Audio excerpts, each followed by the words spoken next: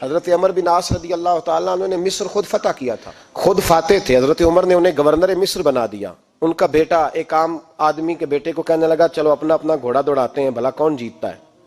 گھوڑے دوڑے، عام آدمی کا بیٹا جیت گیا. گورنر صاحب کے بیٹے نے درہ اٹھایا اور درہ اٹھا کر کے اس جیتنے والے غریب آدمی کی کمر پہ درے مارے. اس کو جب درے لگے تو بیٹے نے گھر آ کے باپ کو اپنی لہو لوہان کمر دکھائی. باپ کے دل میں بڑی قدر ہوتی ہے اولاد کی. درجے تو لوگ ماں کے بیان کرتے رہتے ہیں، لیکن جتنا باپ پیار کرتا ہے اس کا بھی تقاضا کوئی کر نہیں سکتا. والد نے جب دیکھا نا لہو لوہان ہے گردن، تو والد چیخے، روئے، اور پھر پتہ نہیں اگلے 1.5 منٹ میں اس بچے کے والد کو کیا ہوا. اس نے آنسو پونچھے اور بیٹے کو کہنے لگا میرے گھوڑے کے پیچھے بیٹھ. کہا کدھر جانا ہے؟ فرمانے لگے یہ ظلم کا دور نہیں، یہ عمر کا دور ہے. ہاں ایسی بات ہے کوئی جو مرضی کر جائے؟ بیٹھ میرے گھوڑے پہ. آدھی رات کے وقت پہنچے مدینے اور باہر جا کے وہ آدمی پکارنے لگے، کہنے لگے عمر باہر آؤ، نکلو خوابگاہ سے. جب غریبوں پہ ظلم ہو تو پھر حکمرانوں کو سونے کی اجازت نہیں ہوا کرتی. باہر آؤ. فاروق اعظم آدھی رات کو اٹھ کے آئے. کیا ہوا؟ کہا عمر دیکھ، یہ بیٹا جو میں نے اپنے منہ کے نوالے کھلا کھلا کے پالا ہے، ذرا میرے لال کی پشت دیکھ. تیرے دور حکومت میں یہ حال ہوگا. حضرت فاروق اعظم نے کہا جاؤ بلا کے لاؤ فاتح مصر کو. حضرت عمر بن عاص بیٹے سمیت آئے. جناب فاروق اعظم فرمانے لگے مجمع میں کھڑا کر کے، فرمایا کیوں مارا تو نے اس کو؟ گردن جو گئی. فرمایا تو گورنر کا بیٹا تھا اس لیے مارا ہے؟ اس غریب آدمی کے بچے کو کہا درے پکڑ اور گورنر کے بیٹے کو اس کے سامنے مار، اور اتنے مار کے اسے سمجھ آئے. جب اس کو درے لگ رہے تھے تو لوگ دیکھ رہے تھے. تھوڑی دیر گزری تو حضرت سیدنا عمر فاروق رضی اللہ تعالیٰ عنہ نے فرمایا گورنر مصر کو بھی سزا دو، اس کے کپڑے اتروا کے اسے ٹاٹ کا لباس پہناؤ. لوگ کہنے لگے حضور گورنر صاحب کی کیا غلطی؟ سنو اور یاد رکھنا. حضرت فاروق اعظم کہنے لگے اس بچے کے دل میں بات ڈالی کس نے کہ تو گورنر کا بیٹا ہے؟ کس نے بات ڈالی کہ تو چودھری کا بیٹا اور باقی کمی ہوتے ہیں؟ کس نے سکھایا اسے؟ وہ طاقتیں بھی ہم کچھ لیں گے جو سکھاتی ہیں کہ فلانا بڑا ہے فلانا چھوٹا ہے. فرمایا نا، جب کوئی رسول اللہ کا کلمہ پڑھ لیتے ہیں وہ برابر ہو جایا کرتے ہیں. اس کو کس نے سکھایا؟ کس نے سکھایا اس کو؟ گورنر کو بھی. اور پھر حضرت عمر نے تاریخی جملہ کہا حضرت عمر بن عاص کی طرف دیکھ کے، فرمایا جب اللہ نے ان لوگوں کو آزاد پیدا کیا ہے تم نے کیوں غلام بنا لیا ہے؟ جب رب نے آزاد پیدا کیا تم نے کیوں غلام بنایا ہے؟ عزیزو یاد رکھو جب انصاف کا بول بالا ہوتا ہے پھر کوئی آدمی ڈرتا ہے. یہاں انصاف نہیں ملتا. اور میں آپ خود ایک بات یاد آ گئی. حضرت عمر کا زمانہ تھا تو غسان کے بادشاہ نے کلمہ پڑھ لیا. جو لوگ غریب کہلاتے ہیں نا وہ ذرا میری بات پہ زیادہ توجہ کریں. غریبوں کو سنانے لگا ہوں، غریب ذرا توجہ کریں. غسان کے بادشاہ نے اسلام قبول کر لیا اور اسلام قبول کرتے ہی وہ آئے حج کرنے. حج کے بعد فارغ ہوئے تو ایک نفلی طواف کر رہا تھا غسان کا بادشاہ شاہ غسان.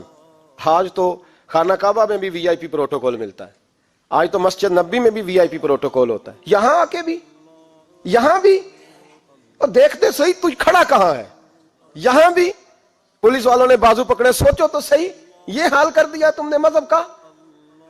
طواف کعبہ ہو رہا ہے اور غسان کے بادشاہ نے جبہ پہنا ہوا ہے باریک اور لمبا. وہ طواف کعبہ کر رہا تھا تو ایک غریب آدمی کا پیر اس کے جبے پہ آ گیا. جب پیر آیا تو اس نے پلٹ کے غریب کے منہ پہ تھپڑ مارا. جب تھپڑ مارا تو اس غریب نے سیدنا فاروق اعظم کی عدالت میں مقدمہ کر دیا. کہا بادشاہ نے تھپڑ مارا ہے. حضرت عمر فاروق رضی اللہ تعالیٰ عنہ نے بادشاہ کو بلایا. فرمایا تو نے اس غریب کو مارا ہے؟ کہا جناب اس نے پیر رکھا تھا. تو فرمایا پیر رکھا تھا تو کیا ہو گیا؟ تو نے کیوں لمبا جبہ پہنا تھا؟ تجھے سمٹ کے چلنا چاہیے تھا. کہا میرے لیے حکم کیا ہے؟ حضرت عمر کہنے لگے یہاں اسے رات میں راضی کر لے، ورنہ صبح اسی جگہ اسی کونے میں خانہ کعبہ کے سائے میں وہ غریب تیرے منہ پہ تھپڑ مارے گا اور تجھے تھپڑ کھانا پڑے گا. غریبوں سنو سنو، ساری رات وہ غسان کا بادشاہ غریب کی منت کرتا رہا تو راضی ہو جا. غریبوں تم سے شکوہ ہے، تم 2-4 لاکھ پہ راضی ہو جاتے ہو. غریبوں تم سے شکوہ ہے، تم انصاف ہونے نہیں دیتے. غریبوں تم تھوڑی تھوڑی بات پہ مطمئن ہو جاتے ہو. تھوڑی تھوڑی بات، جتنے غریب تن ہیں لباسوں سے دور دور اتنی ہی چادریں میں مزاروں سے چھین لوں، اور جتنے غریب گھر ہیں اجالوں سے دور دور اتنی ہی روشنی میں ستاروں سے چھین لوں. اتنی تو ہمتیں ہو میری کم سے کم بلند کہ شاہوں کے تاج فقط اشاروں سے چھین لوں. تمہاری زیادتی ہے, تم نے ظلم پروان چڑھایا ہے. جب تم چودھری کے کہنے پر, ایم این اے کے کہنے پہ راضی ہو جاتے ہو, تم انصاف ہونے نہیں دیتے. ڈٹنا سیکھو, کھڑے ہونا سیکھو. جب اسے کہا نا راضی ہو جا, تو وہ غریب کہنے لگا میں راضی ہو جاؤں اور کل تو کسی اور کو بھی تھپڑ مارے. فرمایا جتنی تیرے پاس دولت ہے لا کے قدموں میں رکھ.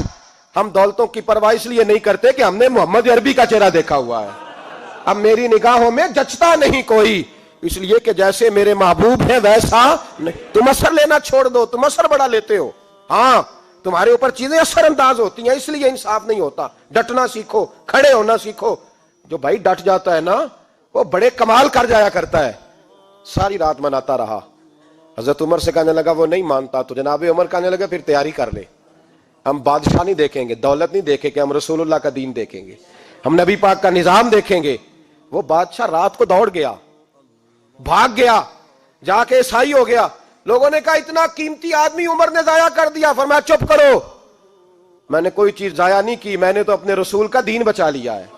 کوئی شے ضائع نہیں ہوئی. عدل جب تک, میں پھر کہوں گا, اس عدل کے نقصان میں ہر آدمی برابر کا شریک ہے. ہم عدل ہونے نہیں دیتے, ہم عدل قائم نہیں کرتے. ہمارا تقاضا ہی نہیں کہ عدل ہو, ہم اپنے آپ کو عدل کے لیے پیش ہی نہیں کرتے, مزاج ہی نہیں.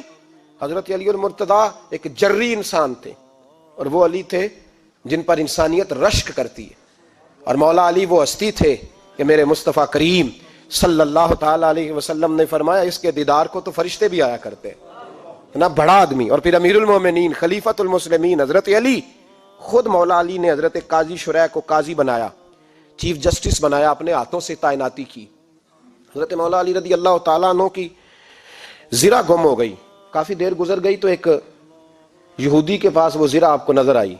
حضرت علی نے ڈائریکٹ اس سے چھین نہیں لیا, حالانکہ امیر المومنین تھے. ہمارے ہاں ڈنڈا بھی بڑا چلتا ہے نا, جو طاقتور ہوتا ہے وہ تو تھانے جاتا ہی نہیں, اس کو ضرورت نہیں, اس نے تو بندے رکھے ہوئے ہیں, اس کو تو پتہ ہے کام کیسے لینا ہے. لیکن حضرت علی نے آئینی رستہ اختیار کیا, قانونی رستہ. قاضی صاحب کی عدالت میں مقدمہ کیا کہ فلاں یہودی کے پاس میری زرہ ہے اور وہ چوری ہو گئی تھی, گر گئی تھی, گم گئی تھی, مجھے دلائی جائے. قاضی صاحب نے بلا لیا یہودی کو, امیر المومنین بھی کٹہرے میں. قاضی صاحب کہنے لگے اس سے کہ زرہ تیری ہے؟ اس نے کہا جی میرے پاس ہے تو میری ہے. قاضی صاحب کہنے لگے حضرت علی سے گواہ آپ کو دینے پڑیں گے کیونکہ مقدمہ آپ نے کیا ہے, اگرچہ وہ امیر المومنین ہے. توجہ ہے بھائیوں کی, سمجھ آ رہی ہے باتوں کی؟ گواہ امیر المومنین آپ نے دینے ہیں کیونکہ مقدمہ آپ نے دائر کیا. تو حضرت علی کہنے لگے میرا بیٹا حسن گواہی دے گا کہ میری ہے, اور میرا غلام کمبر گواہی دے گا. قاضی صاحب کہنے لگے حضور ان کی گواہی درست تو ہے پر میں نہیں تسلیم کرتا, اس لیے کہ بیٹے تو باپ کے حق میں بولا ہی کرتے ہیں, نوکر تو آقاؤں کے حق میں بولتے ہی ہیں. جائیں کوئی غیر جانبدار بندہ لے کے آئے جو گواہی دے. تو حضرت علی خاموش ہو گئے, کہنے لگے ابھی میرے پاس ایسا کوئی گواہ نہیں. قاضی صاحب کہنے لگے چلیں پھر آپ یہودی کو راضی کریں, آپ نے کیوں بلا وجہ گھسیٹا عدالت میں, راضی کریں, انصاف کا تقاضا ہے. تو حضرت علی قریب گئے, کہنے لگے بھیا ناراض نہ ہونا, زرہ تو میری ہے, ناراض نہ ہونا, میں نے غلط مقدمہ نہیں کیا. وہ علیحدہ بات ہے کہ میرے پاس گواہ نہیں تو میں کوئی بے انصافی نہیں کر سکتا, تو میرے ساتھ چل تجھے کھجوروں کا حلوہ کھلاتا ہوں تاکہ تو راضی ہو جائے. وہ یہودی کہنے لگا میں نے قاضی صاحب کا انصاف دیکھا اور جناب علی کا انصاف کے لیے کھڑا ہونے دیکھا تو میں مولا علی کے قدموں میں بیٹھ گیا. میں نے کہا علی جب تیری یہ شان ہے تو محمد عربی کا کیا مقام ہوگا. میں نے کلمہ پڑھنا شروع کر دیا. دیکھیں نا تقاضا پورا کیا ہے حضرت علی نے. تو وہ کہنے لگا علی تیرے انصاف کے رنگ نے نا, جملہ یاد رکھنا, کہنے لگا یہودی علی تیرے انصاف کے اس رنگ نے میرے دل سے کفر کی میل دور کر دی, تیرے عدل نے میرا کفر توڑ دیا, کفر. لیکن شرط دیکھیں نا, غریب آدمی ابو ایوب انصاری, ماڑے بندے, اب تو پیر اور مولوی بھی گنجائش نہیں نہ دیتا کسی کو بولنے کی. تو سیاست دان تو اللہ ہی کی پناہ, وہ تو پتہ نہیں کس طرح سوتے ہیں رات کو, اللہ ہی جانتا ہے. پتہ نہیں کس طرح اپنے آپ کو مطمئن کر کے وہ زندگیاں گزار رہے ہیں, خدا ہی بہتر جانتا ہے. حضرت عمر فاروق جیسا دلیر اور جری آدمی جمعہ پڑھانے مسجد میں داخل ہوئے تو جناب ابو ایوب انصاری دروازے پہ کھڑے ہو گئے, کہنے لگے عمر تیرے نوکر نہیں, ٹائم پہ آیا کر, بڑی دیر سے کھڑے ہیں. کیوں دیر سے آیا ہے؟ بڑے جلالی تھے نا حضرت عمر, لیکن وہ جلالی اس وقت تھے جب کوئی ظلم کرتا تھا, اور ذات کے لیے جلالی نہیں تھے. کہا وقت پہ آیا کر, کو ملازم نہیں تیرے. تو سیدنا فاروق اعظم منبر پہ چڑھے اور فرمانے لگے اللہ ابو ایوب انصاری کا بھلا کرے.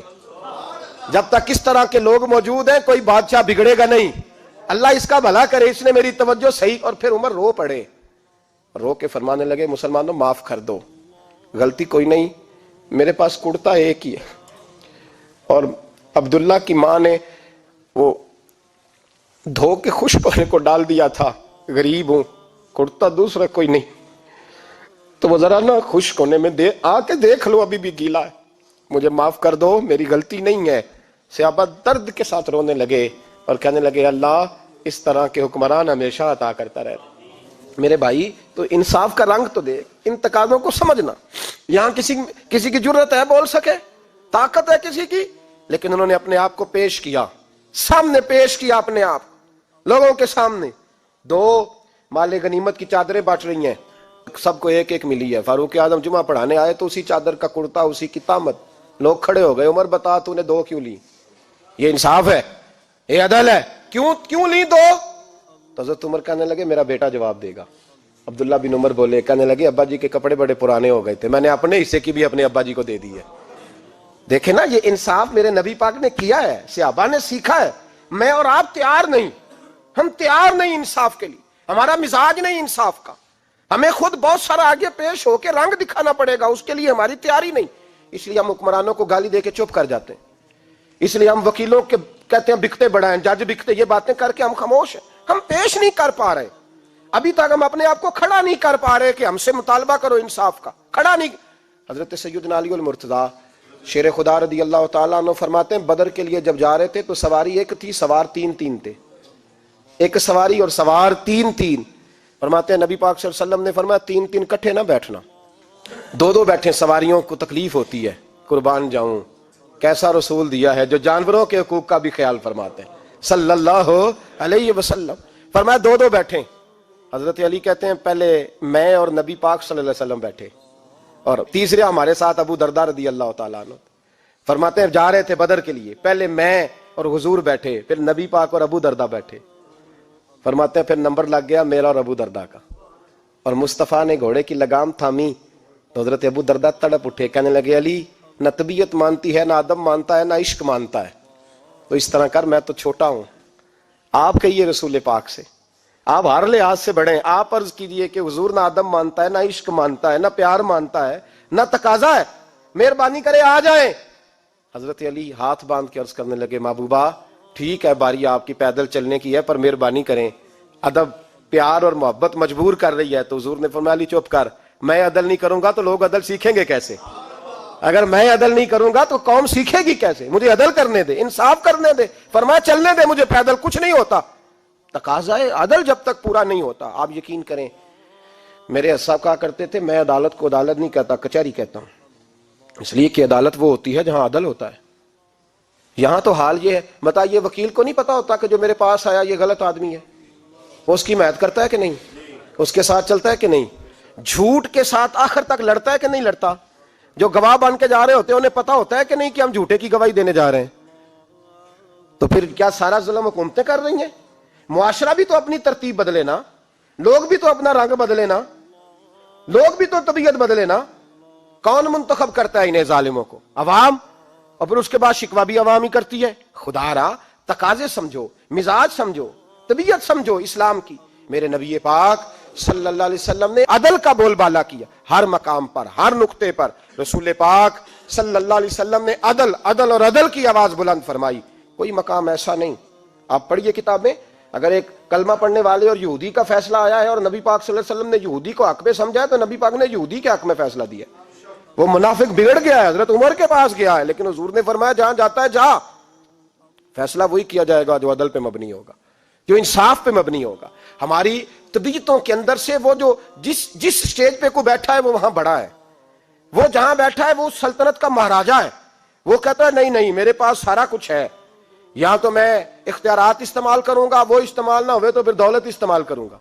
तो जब इज्तिमाई मिजाज कौम का बिगड़ता है, फिर मुआशरे में नाइंसाफी आम होती है, फिर जुल्म आम होता है, फिर बेरह रवी का शिकार। और मेरे नबी पाक सल्लल्लाहु अलैहि वसल्लम की हदीस सुन ले, जरा जाके सुनना ये वाली रवायत और इसे याद कर लेना, इसका रटा लगा लेना।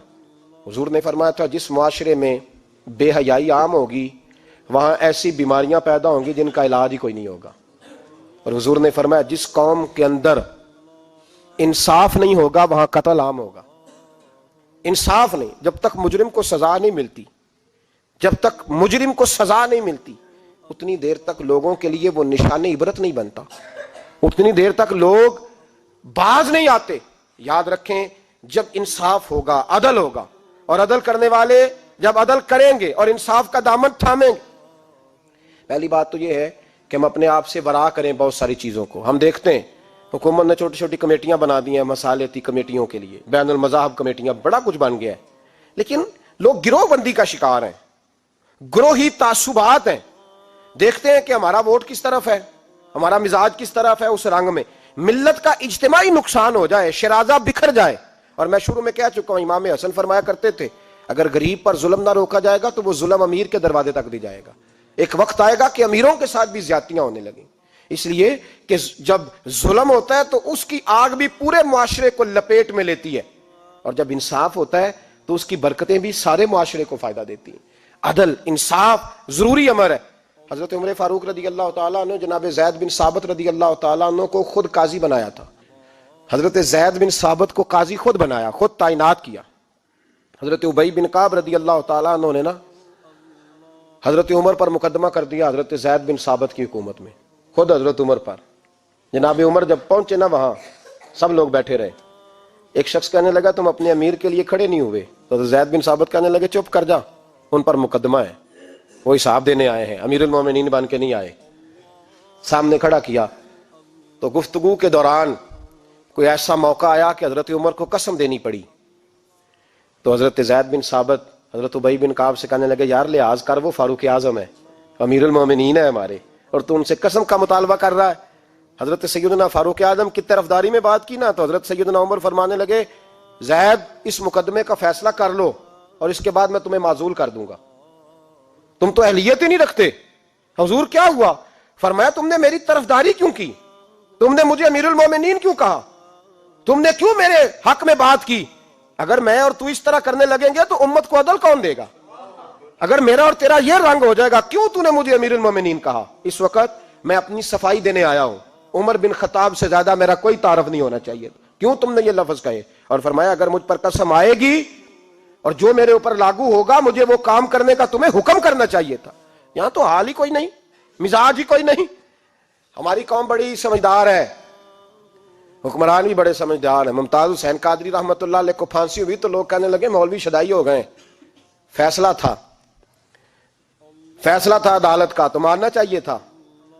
ایک فیصلہ ایک پیپلز پارٹی کے سابقہ صدر کے بارے میں بھی عدالت نے دیا تھا، اور پھر آپ کی پارلیمنٹ نے اس فیصلے کو کنڈم کیا، مذمت کی، اور اٹھ کے کہا گیا کہ ہم مذمت کرتے ہیں، فیصلہ غلط تھا. جب حضرت ممتاز قادری کے حق میں فیصلہ آئے تو اس وقت لوگ بولتے ہیں، کہتے ہیں دیکھو جناب عدالت کا فیصلہ ہے اور مولوی کہہ رہے پھانسی نہ دو. اور جب ایک شخص پر، ایک عام آدمی پر فیصلہ آئے اور بڑی عدالت کرے اور وہ چوکوں چوراہوں میں کھڑا ہو کے کہے کہ ہم اس فیصلے کو نہیں مانتے، پھر کوئی آدمی نہیں بولتا. پھر کسی جگہ ہم نے کہا تھا بچ جا، تو رسول اللہ صلی اللہ علیہ وسلم کی ناموس والوں کا لحاظ کر، اللہ رسول تیرا خیال فرمائیں گے. لیکن یہاں عدل اور انصاف کے تقاضے بڑے عجیب ہیں. غریب کے حق میں فیصلہ اور ہے اور امیر کے حق میں فیصلہ اور ہے. چودھری صاحب پہ درخواست آ جائے تو ایسا تو صاحب ٹیلی فون کرتے ہیں، چودھری صاحب درخواست آئیے تو کی کرنا جے، کی کرنا تو اپلیکیشن آئیے لینی ہے کہ نہیں. اور اگر غریب آدمی بیچارہ ریڑھی والا 4 بیٹیوں کا باپ ہے اور نہ وہ گدھا گاڑی پہ بیچتا ہے فروٹ، تو غلط کراسنگ کی وجہ سے مقدمہ ہو گیا ہے، تو چودھری کو ساتھ لے کے وہ گیا ہے، چونکہ 4 بیٹیاں نا اور کل اس کی ملکیت وہی 5000 تھا جس کا اس نے فروٹ خریدا تھا. چودھری بھی کرسی پہ، ایس ایچ او بھی کرسی پہ، اور غریب آدمی زمین پہ بیٹھا ہے، اور ایک زبان سے 32 گالیاں اسے دی جا رہی ہیں. وہ کہتے ہیں چودھری صاحب تہاڈی مہربانی، میں تو شامی گھر جانا ہے تو میری تیاں روٹی کھانی، مہربانی کرو میرا سامان واپس کر دو، مہربانی کرو خدا را میرا سامان دے دو. او یار ظلم یہ ہے کہ یہاں امیر کے لیے قانون اور ہے اور غریب کے لیے قانون اور ہے. اس وقت پھر ظلم ہوتا ہے، پھر زیادتی ہوتی ہے، پھر ملتیں نہیں بنتی، پھر اس سے ڈاکو پروان چڑھتے ہیں، اس سے پھر ظالم پروان چڑھتے ہیں. اپنے آپ کو پیش کرو. یاد رکھو میرے نبی پاک صلی اللہ علیہ وسلم نے فرمایا ظلم قیامت کے اندھیروں میں سے ایک اندھیرا ہوگا ظالموں کو قیامت کے دن ٹھوکریں لگیں گی، رستہ نہیں ملے گا. اپنے آپ کو پیش کریں، چھوٹی سی بھی زیادتی، چھوٹا سا بھی ظلم نہ ہونے پائے. انصاف کے تقاضے پورے ہونے چاہیے. نبی پاک صلی اللہ تعالی علیہ وسلم نے جو امت ہمیں بنایا ہے تو اس امت میں انصاف کا بول بالا ہے. کوئی آدمی انصاف سے بالا تر نہیں. بہت بڑی بات کرنے لگا ہوں. امام ابو نعیم نے لکھا ہے خود رسول پاک نے اپنی ذات کو انصاف کے لیے پیش کیا. اس بات کو میں جب کبھی سوچتا ہوں نا تو لگتا ہے کہ روح پرواز کر رہی ہے، پر پتہ نہیں کہاں کہاں سے ہو آئی ہے. انصاف کا بول بالا ایسے نہیں ہوتا. حضرت فاروق اعظم اور مولا علی اور عثمان غنی اور ابو بکر صدیق اور سیدنا قاضی شرح جیسے لوگ ایسے ہی تیار نہیں ہوتے. ان کے پیچھے جو میرے رسول پاک صلی اللہ علیہ وسلم کا مزاج ہے اس کو سمجھیں، غور کریں. میں جب اس پہلو کو دیکھتا ہوں نا، آپ یقین کریں یہ روایت میں کبھی کبھی پڑھتا ہوں اور کبھی کبھی اس کو بیان کرتا ہوں تو میں کھو جاتا ہوں بہت ساری جگہوں پہ. پتہ نہیں کہاں کہاں کا سفر طے ہو جاتا ہے. حضرت عکاشہ بن محصن رضی اللہ تعالیٰ عنہ فرماتے ہیں کہ نبی پاک صلی اللہ علیہ وسلم کے وصال سے 2-3 دن پہلے کی بات، محبوب پاک صلی اللہ علیہ وسلم نے فرمایا سب لوگوں کو مسجد نبوی میں اکٹھا کرو. اکٹھا کیا. جب کوئی نئی آیت آتی تھی یا کوئی جنگ کی تیاری ہوتی تھی تو لوگ اکٹھے کیے جاتے تھے. سب کو اکٹھا کیا. کہتے ہیں جب حضور کا حجرہ نور کھلا تو 2 آدمی بظاہر حضور کو سہارا دے کے لائے. اتنی بخار اور کمزوری ہے. حضور منبر پہ بیٹھے اور جب نبی پاک بات کرتے ہیں تو ہاتھ مبارک پہ بظاہر راشا ہے، کانپتے ہیں دست اقدس. محبوب نے مجمع پہ نظر ڈالی، فرمایا تمہیں کسی نئے حکم کے لیے نہیں بلایا، بس اللہ نے اپنے ایک بندے کو اجازت دی، چاہے تو دنیا میں رہے اور چاہے تو اس کی بارگاہ میں حاضر ہو جائے. اس بندے نے پردے کا فیصلہ کیا ہے. میں نے تمہارے بیچ وقت گزارا ہے، تمہارے ساتھ رہا ہوں. حضور فرمانے لگے میری زبان سے، میرے قول سے، میرے فعل سے غلاموں کسی کو تکلیف پہنچی ہو تو بدلہ لے سکتا ہے. یہ نہیں فرمایا معاف کر دو، اٹھو اور بدلہ لو. حقیقی جمہوریت تھی نا. حضرت عکاشہ بن محصن پیچھے سے کھڑے ہو گئے، بوڑھے آدمی، کہنے لگے حضور ایک جنگ میں صفیں سیدھی کراتے کراتے میری ننگی پشت پہ درہ مارا تھا آپ نے، بدلہ لینا ہے. عجیب ہی منظر بن گیا مسجد نبی کا. آنسو بہنے لگے، لوگ تڑپنے لگے. محبوب نے فرمایا بلال جاؤ، فاطمہ کے گھر میں درہ پڑا ہے، لے آؤ. حضرت بلال کہتے ہیں سیدہ کے دروازے پہ دستک دی. اماں جی نے کہا کون؟ اماں جی میں غلام بلال ہوں، وہ درہ چاہیے تھا. تو سیدہ کہنے لگی نہ تو جنگ ہے نہ جہاد ہے، حضور نے درہ کیا کرنا ہے، طبیعت مبارک تو علیل ہے. بلال ماجرا کیا ہے؟ حضرت بلال رو پڑے، کہنے لگے ایک صحابی بدلہ لینا چاہتے ہیں. حضرت فاطمہ نے امام حسن اور حسین کو باہر نکالا، درہ دیا. کہنے لگی بلال عکاشہ سے کہنا میرے بیٹوں کے وجود پہ 100 درے مارے.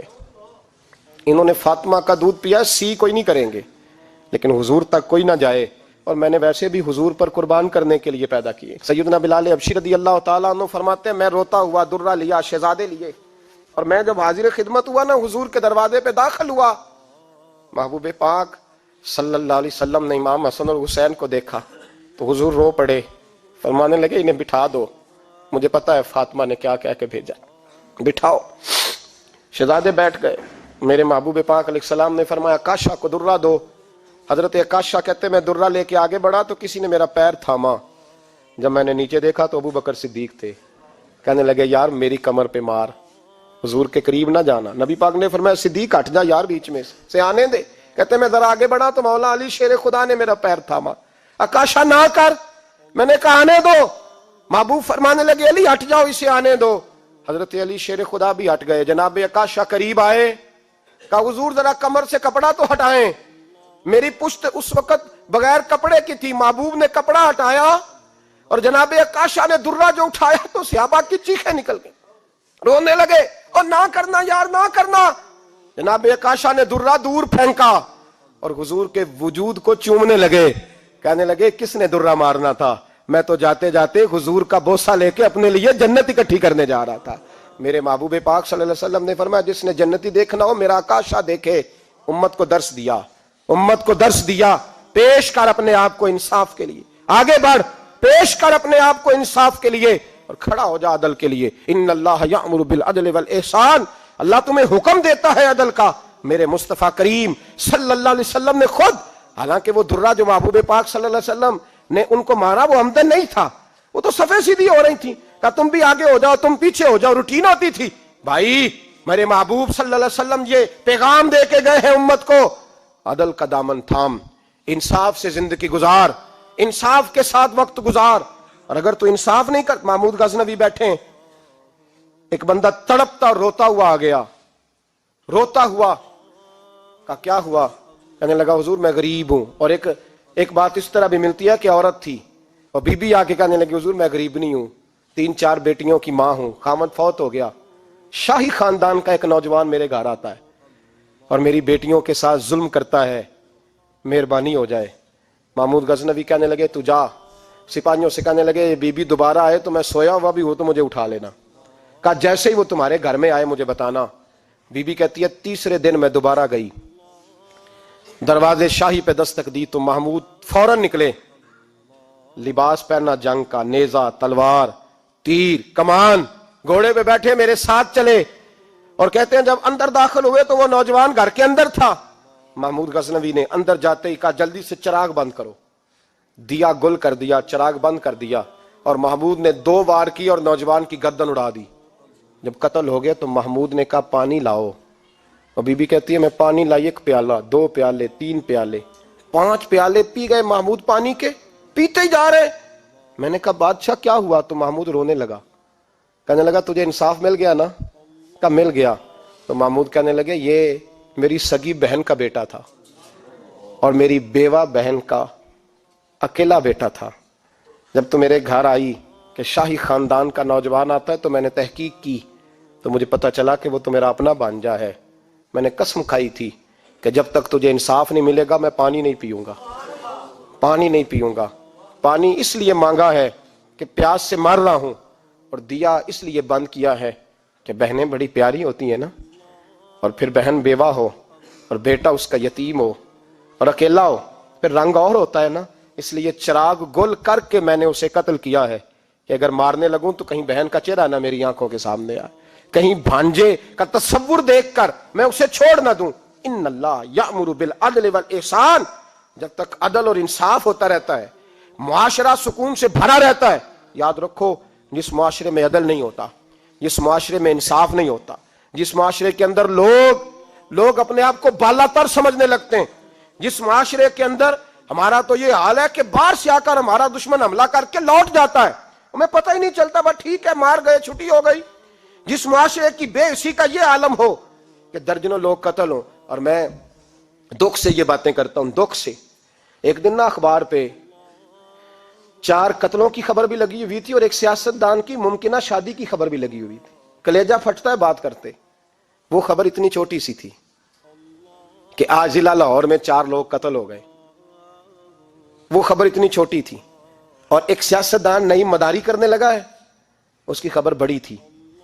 और कौम वो ठीक है, पढ़ने वाला भी ऐसा ही है, मेरी तरह के लोग, उन्होंने वो कहा वो कत्ल तो रोज होते रहते हैं, ये आम से लोग हैं, गरीब लोग, ये गाजर मूली हैं, कोई वर्ज नहीं, कट गए तो ये शादी की खबर बड़ी है, इस पे तबसरा होना चाहिए। उसी वक्त फटे आबाद हो जाते हैं, चौक आबाद हो जाते हैं, बैल शुरू हो जाए, 4 आदमी कत्ल हो गए, ठीक है माज़अल्लाह, मसला ही कोई नहीं। इतनी बेहिसी, इस कदर ज्यादा सफाकियत, और कौमी मीडिया मदारीगरों की खबरें बड़ी देता है, और जो बेचारे कत्ल हो गए सरे राह, जिनकी रपट भी पता नहीं कब दर्ज होगी और जिनके बारे में पहली कार्रवाई का आगाज भी पता नहीं कब होगा, उनकी खबरें छोटी हैं। हम तो इस तरह हैं जैसे कोई मदारी लगाएगा तो सारी कौम वहां इकट्ठी हो जाएगी। ये संजीदा कौमों का वतीरा नहीं। ओ भाई, हम पाकिस्तानी, पंजाबी, ये सारा कुछ बाद में है, सबसे पहले हम रसूलुल्लाह के गुलाम हैं। हमारे मिजाज के अंदर वो सारा कुछ होना चाहिए जो हमारे नबी ने हमें अता फरमाया है। हमें उन सारी चीजों को सीखना चाहिए जो रसूल पाक ने हमें अता फरमाई है। अपने मिजाज को तब्दील करें, इंसाफ का आगाज करें, और अगर कभी गलती हो जाए तो डट के कहें हो गई, अपने आप को पेश करें। हजरत अली शेर खुदा रदी अल्लाह तआला अन्हु फरमाया करते थे, जिसे दुनिया में सजा मिलेगी अल्लाह दोबारा कयामत में नहीं देगा, इसलिए कि मेरा रब बड़ा करीम है। आप फरमाया करते थे वो बड़े कीमती लोग हैं जो दुनिया में सजा लेते हैं लेकिन आखिरत की सजा से बच जाया करते हैं। यहां अगर अपने आप को पेश कर लिया जाए, यहां अगर इंसान अपने आप का मुहासबा कर ले, इस जगह अदल कायम कर ले, सुबह कयामत उसके लिए आसानी हो जाए। गरीब से लेकर अमीर तक जो जिस जगह बैठा है, जिस मनसब पे बैठा है, उसे तकाजा अदल कायम करना चाहिए, उसे इंसाफ का बोलबाला करना चाहिए, उसे हर मकाम पर यह सोचना चाहिए कहीं ऐसा तो नहीं कि मैं बेइंसाफ हूं। और याद रखें, इंसाफ इंसाफ होता है, نہ انصاف کی آنکھیں ہونی چاہیے اور نہ انصاف کا دل ہونا چاہیے. وہ دیکھے نہ کہ سامنے کون ہے، اور اس کا دل اگر دھڑکے تو صرف انصاف کے لیے دھڑکے، کسی اور کے لیے دھڑکنا نہیں چاہیے. اسے بالکل فیصلہ کرنا چاہیے، جو بھی سامنے آئے اسے فیصلہ کرنا چاہیے. اپنے آپ کو پیش کرنا سیکھیں، معاشرے میں انصاف کرنا سیکھیں، عدل کرنا سیکھیں. ہمارے ہاں انفرادی سطح پہ جب شروع ہوگا یہ کام، انفرادی سطح پہ، پھر وہ اجتماعی. آپ یقین کریں لوگ گفتگو کی حد تک بھی انصاف نہیں کرتے. کوئی آدمی اگر صحیح کہہ رہا ہے نا بات، لیکن ہمارے مفادات کو ٹھیس پہنچ رہی ہے تو اس کی مخالفت کرنا ہم ضروری سمجھتے ہیں. کہتے ہیں بات صحیح کر رہا ہے، پر چونکہ میرے مفادات کی نہیں، لہذا میں اس کو اس بات میں آگے بڑھنے کی اجازت نہیں دوں گا. 4 دن پہلے ایک صاحب مجھے سمجھانے لگے، کہنے لگے معاملات تھوڑے آگے بڑھ رہے ہیں، اب تو چیزیں بڑی ساری صحیح ہو گئی ہیں، علماء کو نرمی کرنی چاہیے. اور میں نے کہا کس بات کی نرمی؟ ہماری آواز تو اتنی مؤثر ہے ہی نہیں، ہم نے تو کبھی دعویٰ ہی نہیں کیا کہ ہماری وجہ سے بڑا انقلاب آ رہا ہے. اگر کونوں میں بیٹھ کے مسجدوں میں رسول اللہ کے نام کی دعائی دیتے تو اتنا تو موقع دو نا، ہمیں کم از کم اتنا تو کرنے دو. اور وگرنہ اگر ہم سے پوچھو تو مرحوم کہہ گئے تھے جتنے غریب گھر ہیں اجالوں سے دور دور، اتنی ہی روشنی میں چراغوں سے چھین لوں، اور جتنے غریب تن ہیں لباسوں سے بے نیاز، اتنی ہی چادریں میں مزاروں سے چھین لوں. اتنی تو ہمتیں ہوں میری کم سے کم بلند کہ شاہوں کے تاج فقط اشاروں سے چھین لوں. عدل رہے گا تو امن رہے گا، عدل رہے گا تو سکون رہے گا، عدل رہے گا تو معاشرہ بنے گا، اور انسان رہیں گے. اور اگر بے انصافی ہوگی تو بھیڑیے پلیں گے، درندے پلیں گے. یاد رکھنا، انسانوں کی بستی اس وقت تک قائم رہتی ہے جب تک اس میں انصاف رہتا ہے، اور جب انصاف رخصت ہوتا ہے پھر بھیڑیوں کا راج ہوتا ہے. اگر چاہتے ہو کہ دنیا میں انسان رہے پھر انصاف کرنا پڑے گا، اور اگر بھیڑیوں کو موقع دینا ہے تو ٹھیک ہے، پھر کسی طرف نہ دیکھیں، اپنے آپ کو سجائیں سواریں، دل کو روشن کریں، ادھر بڑھیں جدھر انصاف زیادہ ہے. اللہ اپنے محبوب کی سچی غلامی عطا فرمائے. آخر دعوانا الحمدللہ.